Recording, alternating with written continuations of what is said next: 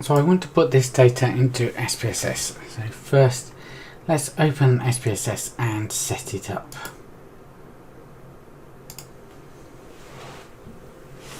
So while it's opening, let's have a think about what we need. So we need the mass before and the mass after. There's also, you've got 3 different settings for your sample of your potato. So you've got 1, 2 and 3, and those correspond to different directions, different places you've taken the sample out of the potato, because that's written in the report. So first, let's go to variable view and set up the variables. So first thing, let's call the first column salt, and we'll put a label in there.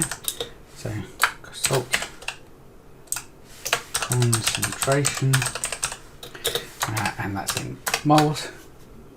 It's got no particular missing values, that's all good. Next thing is, whoops, then we'll put the sample, which is which particular potato it's coming from. Now, while it's numeric, it doesn't really have any meaning. So it's just 1, 2 or 3. It is not, it's really a nominal variable. The top one should be a scale variable, because it just depends on the orientation. So 1 means vertical, 2 is horizontal, and 3 is a notch. So we can define those values. So 1 is vertical, 2 is horizontal, and 3 is a notch, so close to the skin. Okay, let's go back to the data again. Next we have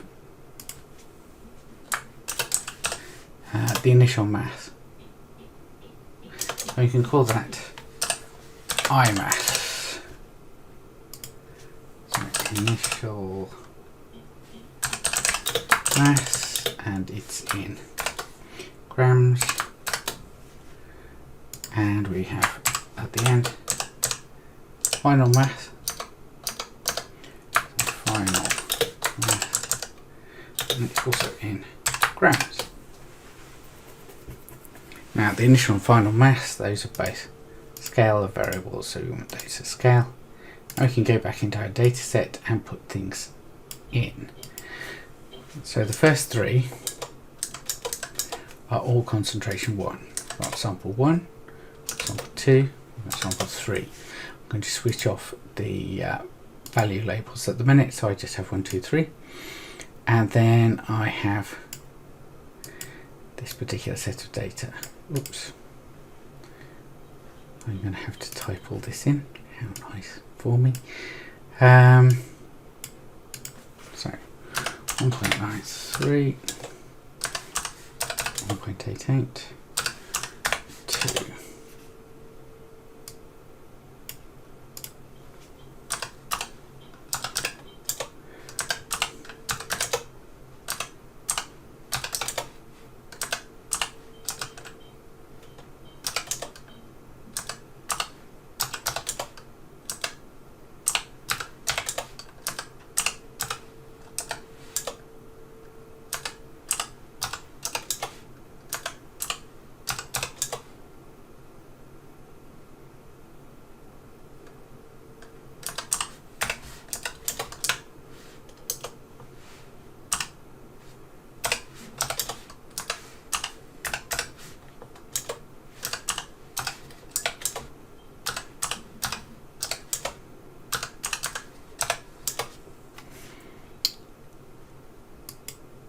That's 1.75.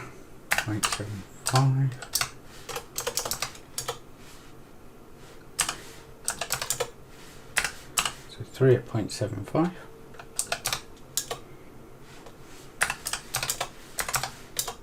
Oops. 3 at 0.5. 38.25.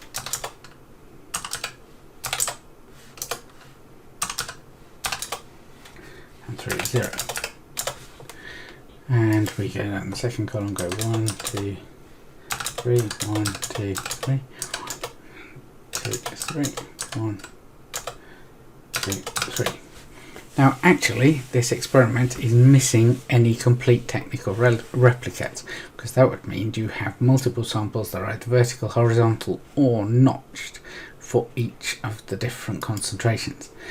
That's a bit of a weakness, so that means you're probably going to have to ignore the directions because there's not enough data to make any full analysis of that. You can't average 3 with the same direction. It's not the end of the world, but you could design a more complete experiment to take that into account. You can always design a more complete experiment. Now, almost all of these initial weights are exactly the same, so this is a very carefully set up experiment. In reality, it's a lot harder to work out than that. So, and now I've created my data set. I will save this.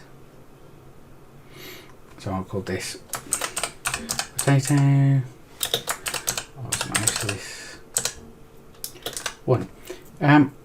It could be actually an idea to be more systematic and actually put in the date, so that you know when you did this experiment and created this data set. So I'm creating this on the 9th of November 2020. Now, to make sure that your files actually stay in the right sort of order, if you write 9/11/20, that will have some problems when you do, let's say, an 8/12/20. That will come first. They won't actually be in the directories in Windows in the right order. So the way of getting around this is start at the least specific part of your date. The least specific part of the date is the year. So 2020, then go to the month, 11, and then go to the day, 09. That will always be indexed in the right order, so that the oldest come first and the more recent come last. It's also good to always keep the dates with your data so that you know when you were doing it and what you were doing. So if you come back and do another experiment on another day, you know which one is which.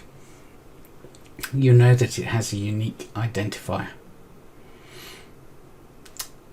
Right, so this data is set up so that you can do what's called paired t-tests.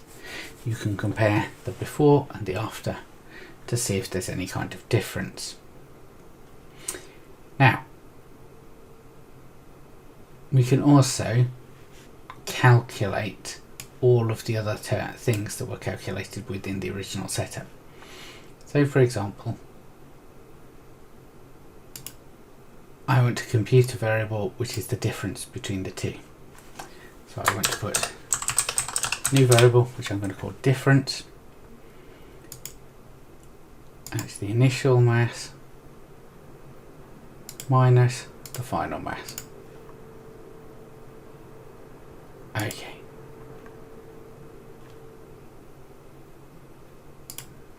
So now I've got my differences calculated. So sometimes they're positive and sometimes they're negative.